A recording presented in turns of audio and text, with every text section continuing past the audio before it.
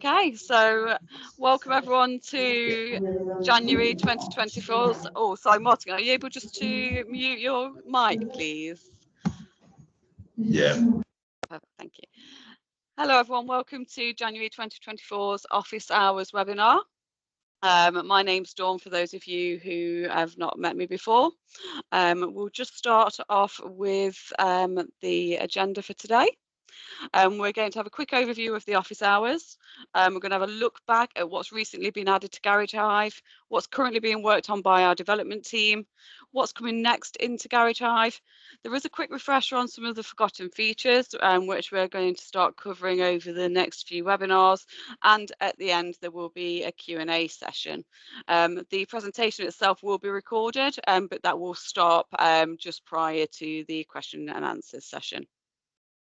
So the office hours, it was created off the back of feedback from the community, and we're aiming to do a 15-20 minute overview of the features.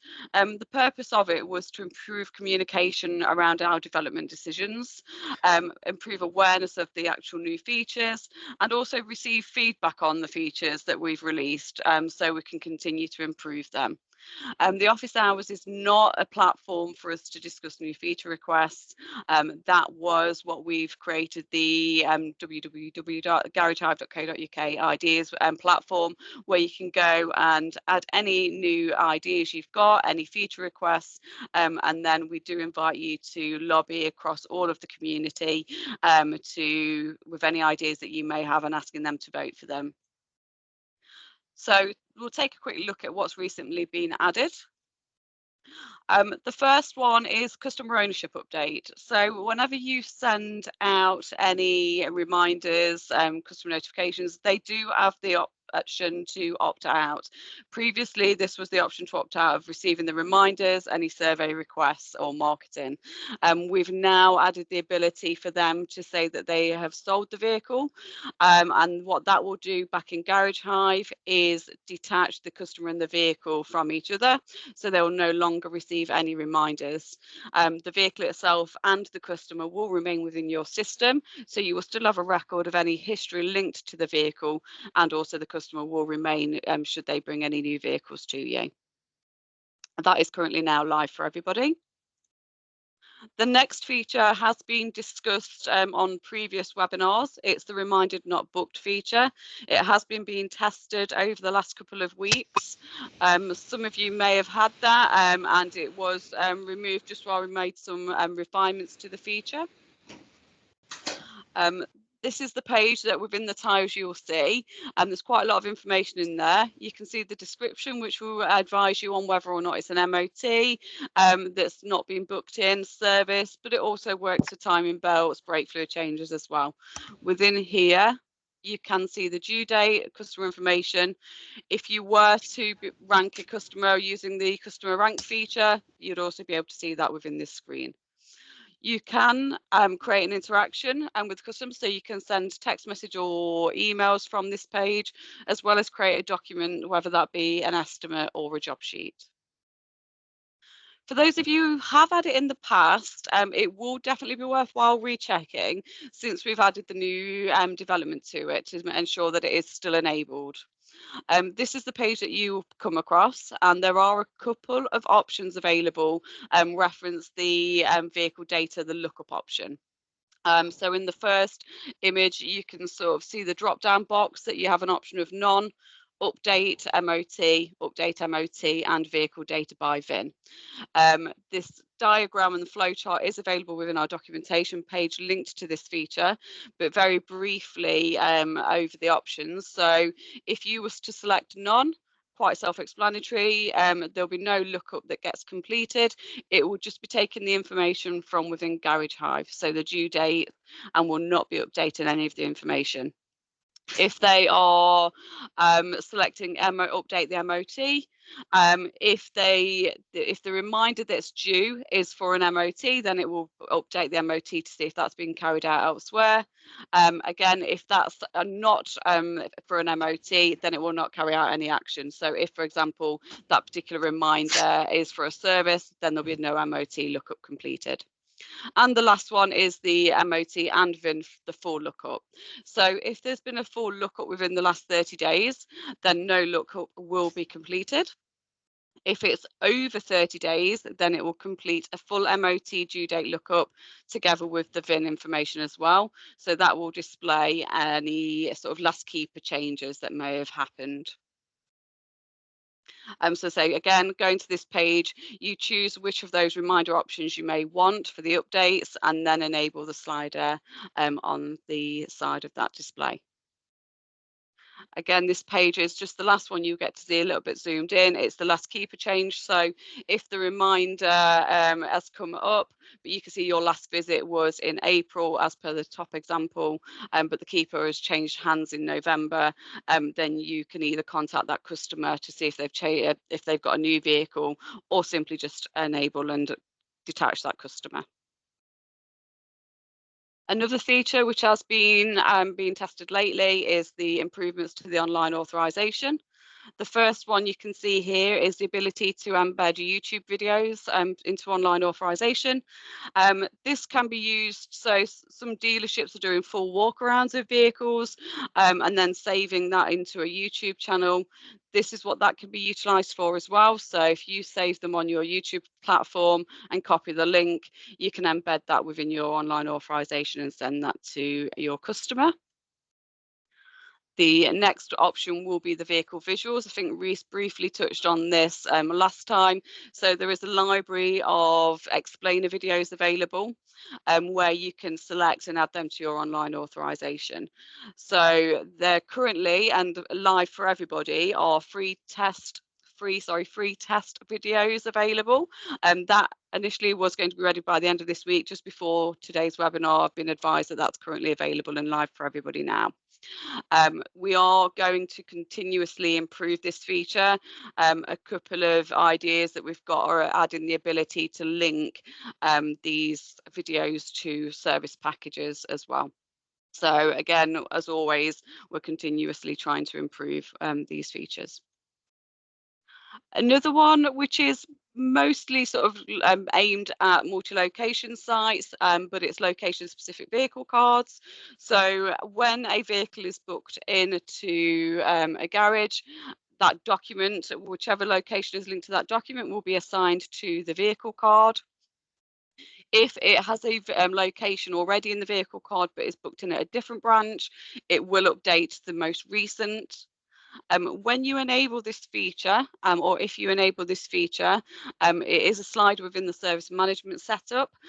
It will give you a warning it will give you the option to update all previous records, and it will take that information from the last location for the service records.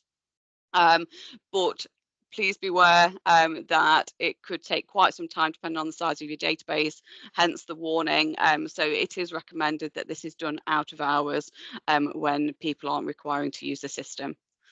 There is a next step to this development currently in the board, and that is to allow the specific vehicle location reminders to be sent out.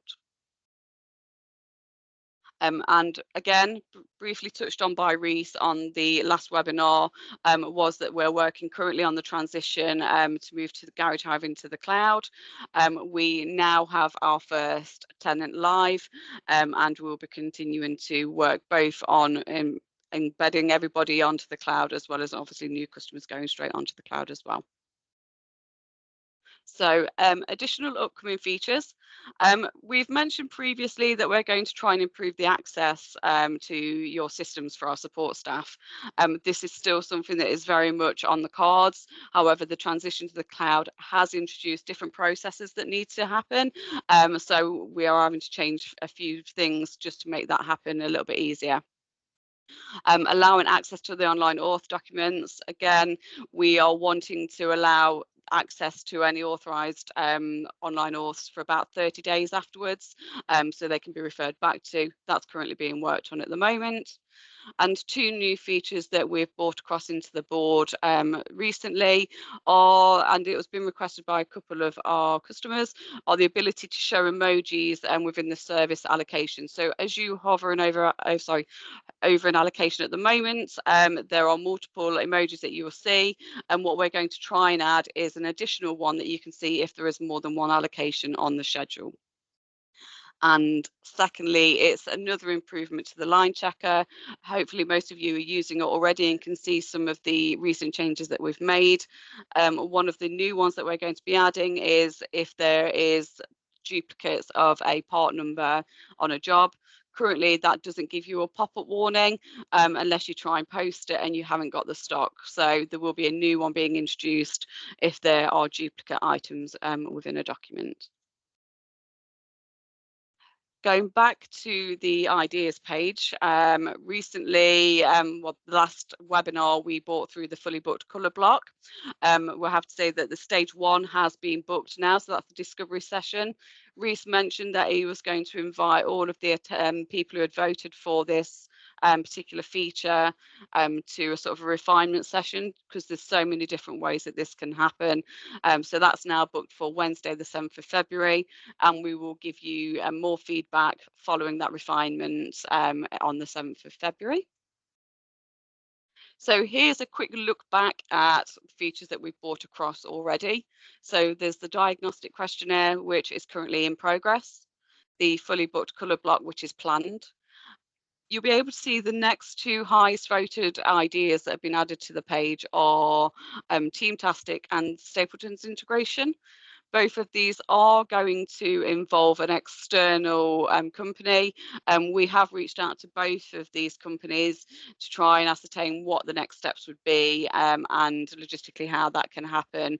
And then we'll get the development team involved with those next steps. We'll feed back information on what we're going to do with those features. So currently in progress or in testing.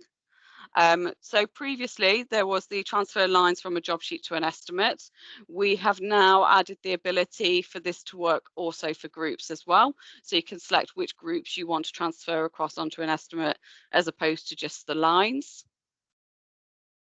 And other features, so the diagnostic questionnaire, that is well underway. We had a refinement meeting a few weeks ago, and iGars, I believe, is our developer who's working on that feature, and hopefully we'll have something to show you in the coming weeks.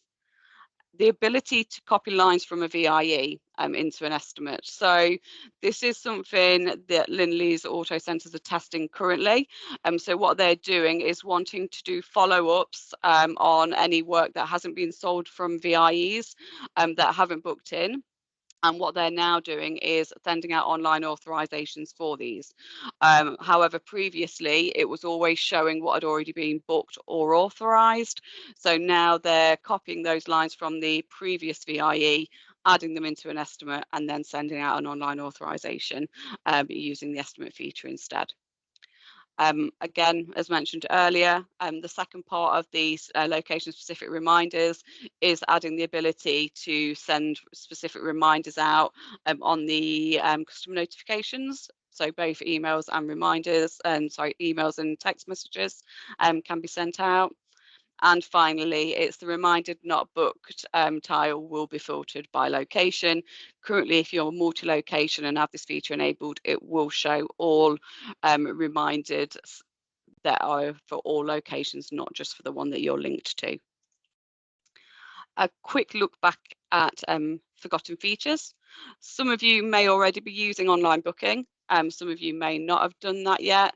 Some of you may not have a website, but what we have developed in the past was a standalone online booking page.